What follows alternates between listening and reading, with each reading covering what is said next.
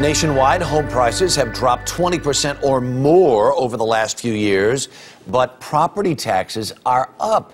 CBS News correspondent Bianca Solorzano reports.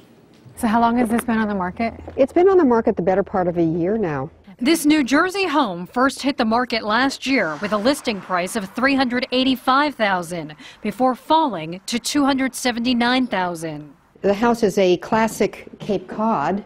There are 4 bedrooms, 2 baths, and yes, the place could use a bit of work. And this is the kind of house you can really roll up your sleeves in. The home is in a desirable neighborhood, but location and a new low price haven't been the problem. The number one thing that made it hard to sell this home was the combination of the fact that it hadn't been updated and the fact that the taxes were quite high for the house.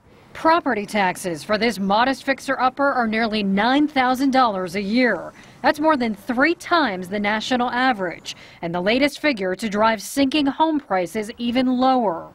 According to the National Association of Realtors, the average home price has dropped by 21% since 2005, while property taxes have gone up an estimated 9%. This was originally a bedroom. The combination, while frustrating for homeowners, has helped to finally move this New Jersey house off the market.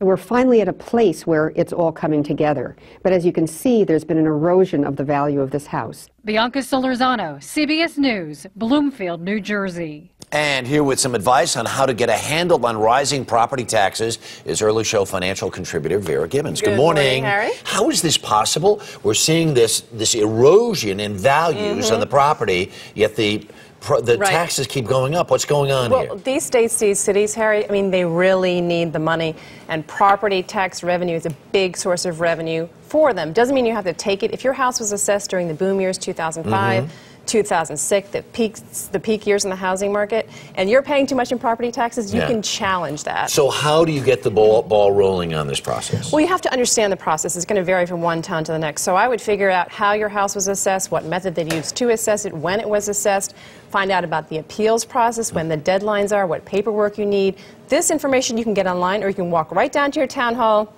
get it from them. While there, I would also ask about exemptions. Are you getting all of the exemptions that you as a homeowner are entitled to?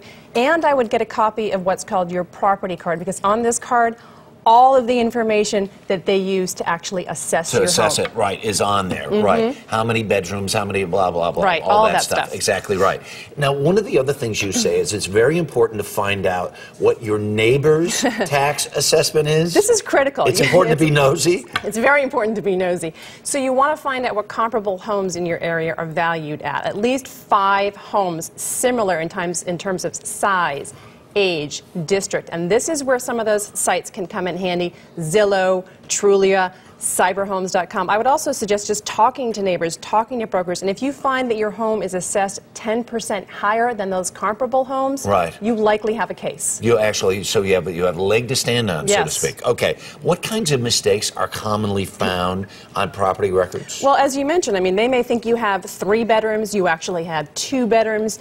They may think you have 2 baths, you only have 1 bath. They may think you have a finished basement, you don't even have a basement. I mean, a lot of these assessments are drive-by assessments. Right. So you need to check that property card for errors. Errors are common. If you look at the inaccuracy rate, 30 to 50%, depending on the region. And Harry, some of these mistakes you can solve right on the spot. You don't actually have to take it to the next level. However, if your property has been improved, that's not a good thing. Then you have an ethical dilemma. That's not a good thing. Actually, it shouldn't be a dilemma at all. Well, you want to point out the flaws. You want to say, hey, my backyard is a mess, and all the leaky this and leaky that. That's going to help you, because that's going to bring your value down and your assessment lower. All right. Some of this has sounded simple. Some of it has sounded not so simple. Should you hire somebody?